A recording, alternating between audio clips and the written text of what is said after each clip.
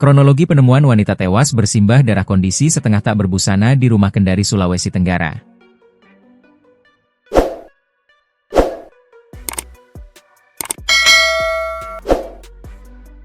Kondisi wanita ditemukan meninggal dunia di Kelurahan Korumba, Kecamatan Mandonga, Kota Kendari, Provinsi Sulawesi Tenggara, Sultra, Selasa, 1 Juli 2025. Berdasarkan keterangan saksi mata, Saidin mengatakan peristiwa tersebut bermula ketika datang 3 orang temannya untuk mengunjungi korban. Saidin yang berprofesi sebagai tukang parkir mengatakan 3 orang tersebut datang usai ditelepon kakak korban yang berada di Jakarta. Kakaknya ini telepon adiknya, aktif tapi tidak diangkat-angkat, makanya dia suruh temannya untuk datang cek, tuturnya. Kata Saidin, 3 orang yang datang ke rumah korban terdiri dari 2 wanita dan seorang pria. Mereka mau masuk, tapi banyak anjing di dalam, jadi mereka buka pintu pakai kayu, ujarnya. Lalu, tak lama berselang, teman-teman korban kembali dan melaporkan bahwa melihat banyak darah.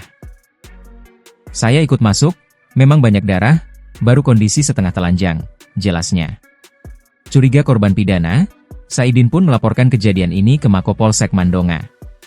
Polisi temukan parang di TKP wanita tewas bersimbah darah di Mandonga, Kendari, Sulawesi Tenggara.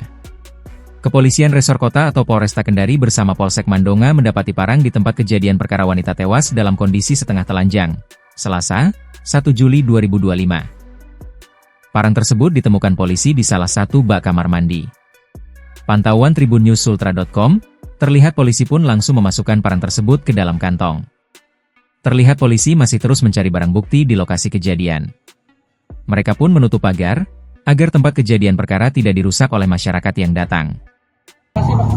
Ya, bagus bisa. Nah, sama tante ini.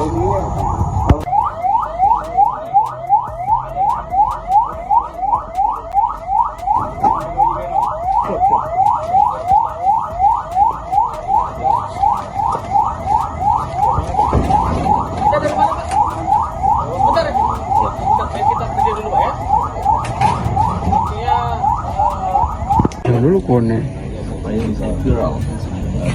yang ribut-ribut sama Ferdi itu.